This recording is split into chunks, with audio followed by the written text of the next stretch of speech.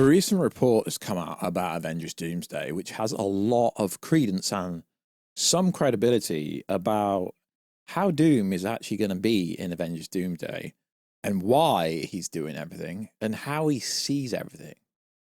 So it goes on to say, the only thing I can say for sure is the main character or hero for Avengers Doomsday will be Robert Downey Jr. in the same way Josh Brolin Thanos was the main character of Avengers Infinity War.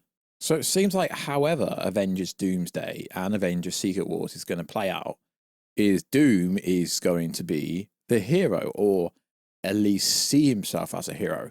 But this is kind of obvious because Robert Downey Jr. has been paid $100 million for both movies, plus back end if it makes profit. So it is kind of obvious. So there are some pretty interesting details where it goes on about this information here, where it says, well, there's Sam's team, the New Avengers, the Fantastic Four team, Loki's team, the X-Men team, and Doom's team, although he doesn't really need anyone. So it does seem there is some credence, some precedence to Doom having his own, like, Dark Avengers team or Evil Avengers team, if you want to call it that.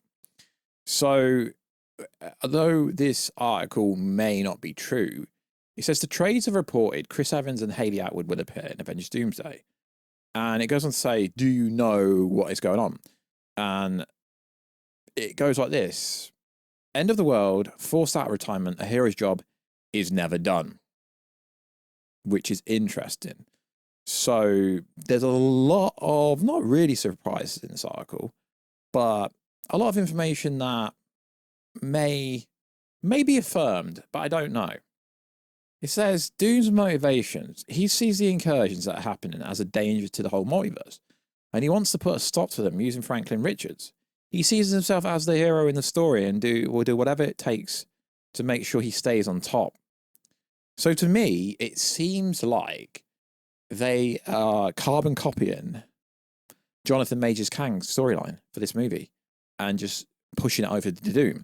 Now, it was obvious in Deadpool and Wolverine that the anchor beings were going to be replacing the Molecule Man. But this came out and a lot of people made chatter about it. Will Molecule Man be in Doomsday? And it responds like this. No, because like I keep saying, Avengers Doomsday, Avengers Secret Wars, if you've read the comic book arc of Hickman's run of Secret Wars, that doesn't mean you know anything. Because this is Marvel Studios, it's not Marvel Comics. They would change so much of the story. So how does LOKI come into this? Well, Doom wants to stay on top. He sees the incursions happening as a danger to the multiverse, and he would do whatever he wants and whatever he can to stay on top. So he's going to have to go over after Loki's power. He's also going to have to go after Wanda when she gets resurrected via Franklin Richards. So what is interesting here is it also goes on to say Thor's arc in Doomsday apparently join the fray to stop the incursions from destroying this universe. Well, that's going to be the case throughout the movie. The whole movie prerequisite is there's incursions happening and no one really knows what's going on, and they're going to have to try and stop them eventually. Now, a lot of this movie apparently is set around Earth 616, Earth 828, and the Foxverse, if you like, universe. So the question reads like this. Including Earth 616, Earth 828, the Fox X-Men Earth, or some variation of it, any chance you can give a hint on any other Earth we may visit? Even with Loki's intervention at the end of the show in Season 2, the multiverse is still on the brink of collapse. Anyone that watched Loki Season 2 knows all Loki did was slow it down. There's only a handful of viable Earths left. One of the Earths we're going to see is completely decimated by an incursion, sort of to show the heroes what they're actually going up against and to understand it. And this is the biggest issue I have with Marvel movies is there's never a real threat. There's never a real ramification. Everything can always be reversed. But it seems in Avengers Doomsday that is not the case. So it seems like the Molecule Man storyline is being replaced with anchor beings. Hence why Doom wants to kill all the anchor beings so nothing can stop him. But in the same time, if nothing can stop him from creating this new universe, the anchor beings can't help him. or maybe the anchor beings could help him. Now, there is some hyperbole about some other sequences in this movie, and the biggest nonsense ever is coming out at the moment is apparently it's a scoop. When Steve went back in time to go live with Peggy, he created the Incursion, so now Doom wants him dead. I mean, honey, that literally makes no sense to me. That literally doesn't make any sense if you watched Avengers Endgame. I swear some of these scoopers don't actually know what they're talking about. And another one said, I still don't know, but somehow Steve Rogers staying in the past, changing things by being with Peggy Carter has some importance. And everyone's spouting the same kind of information about that. I mean, whether that's true, it's neither here or there, but it is interesting how one person says something.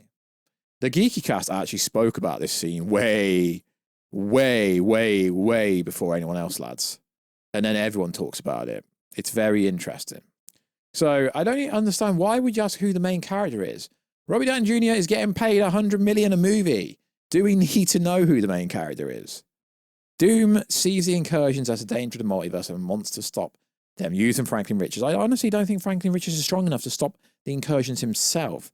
Hence why they need Loki, and hence why they need the Queen of Chaos Magic, Wanda Maximoff herself.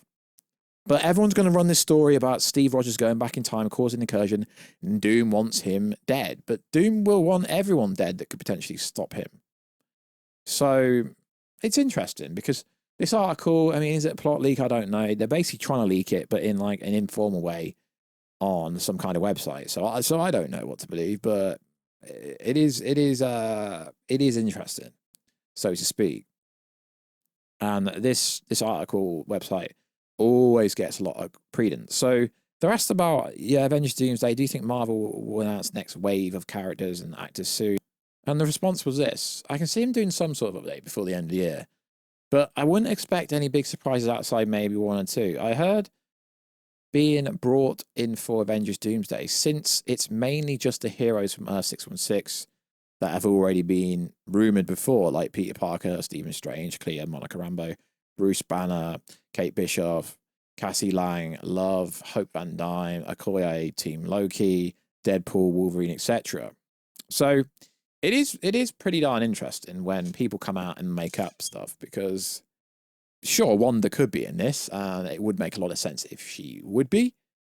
Deadpool, yeah, I mean, Deadpool makes sense because of the whole TVA setup, because him and Wolverine are literally anchor beings, so in that theory, Doom would want them both dead if we're going to go by that hyperbole theory.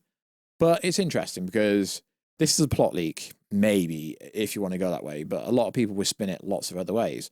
So it is really Doom's motivation. He sees himself almost like a hero. He's trying to save the day, but in order to save the day, he's going to have to wreck the entire multiverse to recreate a new reality, aka Battle World. So I can see this movie being a carbon copy of Kang's Dynasty and what they were setting up with that, because there's so many similarities. So anyway, and I can still see him bringing Kang in at some point, the Beyonder, because I still can't see God Emperor Doom being the overall villain.